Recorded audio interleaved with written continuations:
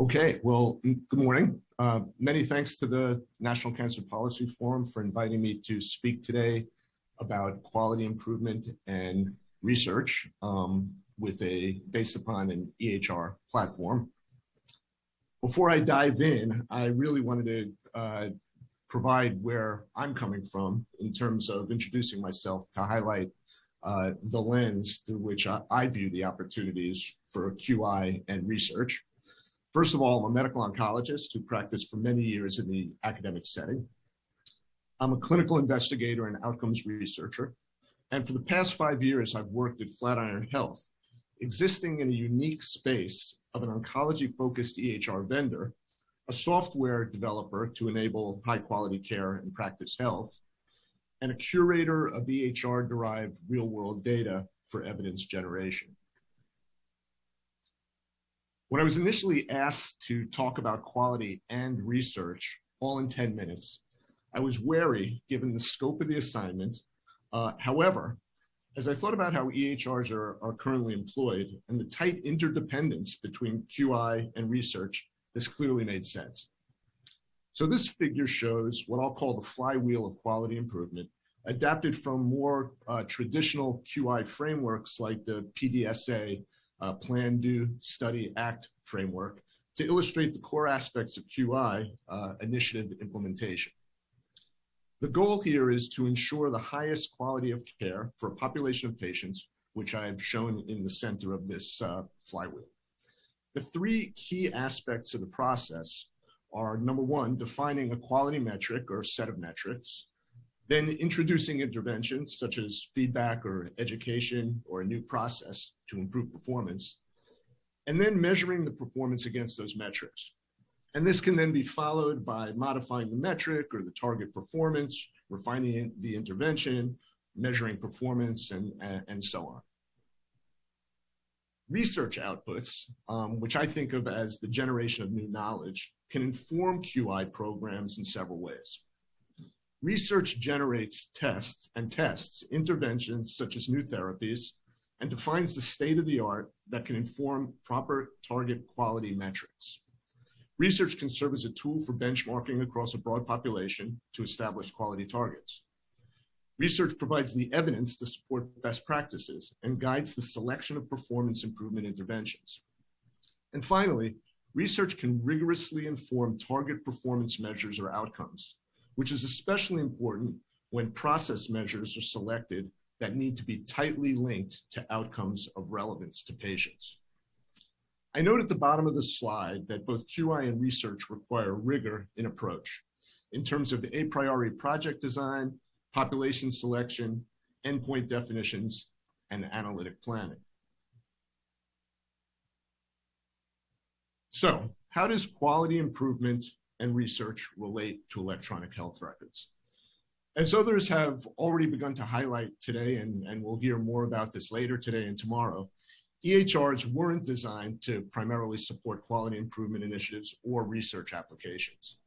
However, EHRs have numerous features that make them perfect substrate for such purposes. EHRs are a rich source of patient-level data. They integrate multiple data sources. They capture real-time documentation. The information is stored in digital, usable format. They're a routine component of point-of-care workflow. And importantly, all patients in a practice have their journeys chronicled in the EHR. So this is a repository that is representative of all patients. In order to leverage this resource, there are some basic building blocks that have to be present. We need a privacy framework that respects patients, curation capabilities for both structured and unstructured data that are entered into the electronic health record. You need front-end and back-end EHR access.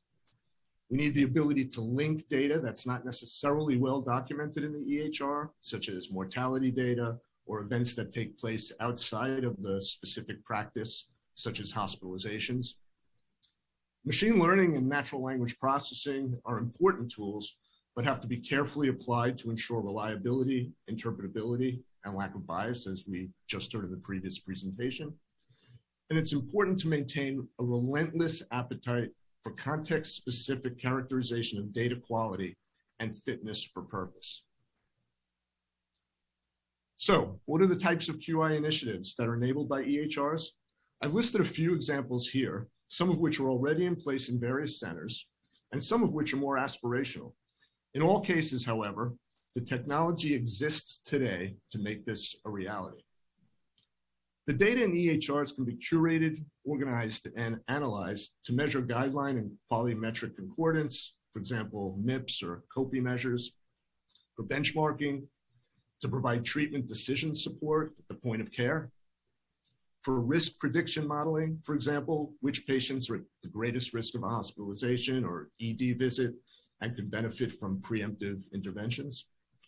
EHRs are being used to prompt or nudge physicians, for example, to order diagnostic tests, document key information, or engage in end-of-life conversations. And early work is underway to inform providers how others are treating patients like the one in their office in real time, so-called patients like mine. Now, moving on to EHRs in the realm of research.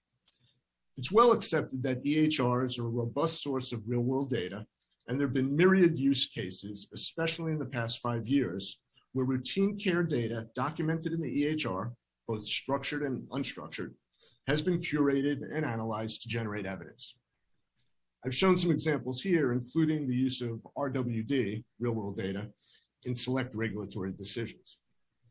However, routinely collected EHR data for retrospective observational research has well cataloged limitations related to missingness, bias, outcome measurements, exposure inconsistency, and especially challenges in inferring causation without prospective randomization. The good news is that we've now entered into an era of possibilities, enabled by technology, focused by regulatory guidance, and frankly, based on an increased appetite for innovation due to the recognized challenges in how clinical trials have been conducted for decades, resulting in high cost, inefficiency, and lack of representativeness. On this slide, I've highlighted the areas in which EHR data is already being leveraged across the lifespan of prospective clinical trials. As a clinical trials community, I truly believe that we're at the leading edge in a revolution in clinical trials design and conduct. Starting with clinical trial design, EHR data is being used to inform study design, such as control arm selection, i.e. criteria, and sample size determination. EHR data can be used in certain circumstances as control populations and for point-of-care randomization for pragmatic studies. EHR data can help sponsors select sites with relevant populations and help sites select studies for their portfolios. Many academic and commercial groups are now working on trial matching to ascertain patients for studies based on EHR data. And while much of the data needed for clinical trials is already collected as part of routine care, study-specific research tabs in the EHR can be used to document intentionally collected data, such as formal RECIST criteria, measurements, or detailed adverse event information. And these are things that may not be routinely documented by all oncologists. And these can be obtained and documented directly at the point of care, directly into the EHR, rather than in separate clinical trial records. Likewise, there's the potential to more broadly push forms and documents, such as study-defined treatment orders or calendars, across a network of sites. The capability to directly transfer clinical trial data from the EHR into study databases is being developed and implemented, reducing error-prone redundancies in transcribing data into data capture tools. And finally, the EHR also has the capability to facilitate centralized study monitoring, a key learning during the COVID pandemic. I want to use this bully pulpit to encourage the adoption of pragmatic study elements wherever possible, to minimize constraints that exclude patients and practices from taking part in studies. By improving efficiency and reducing site operational burdens, the technology-driven study enablement tools I've described should facilitate the conduct of research wherever patients receive their care, seamlessly integrating clinical research into routine clinical care and ensuring that clinical trial participants are representative of the broader patient community. We're not alone in this quest. Both the FDA and NCI have recently called out the opportunity for EHR-derived data and technology to support drug development. RWE, real-world evidence, has been a strategic focus for the US FDA to understand how and when RWD may be used to provide information on product effectiveness. Following a mandate outlined in the 21st Century Cures Act, the FDA released a draft framework for RWE in 2018, and subsequent guidances around the use of RWE in regulatory submissions and scenarios in which RWE may provide evidence in support of the regulatory decisions. 4 of these guidances relevant to EHR data were released just in 2021. And in late 2020, a working group of the NCI Clinical and Translational Research Advisory Committee, CTAC, released a series of recommendations to improve the conduct of clinical trials, several of which are concordant with the advances I've described today.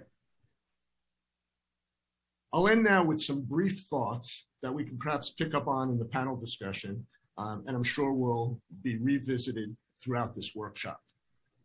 The vision I've described is an integrated EHR-based evidence generation platform and QI system. I believe that our collective success requires that we incentivize high-quality data entry, that we legislate interoperability, promote adoption of data standards, and normalize data sharing with appropriate privacy protections for the benefit of individual patients and the public health now and in the future. Thank you.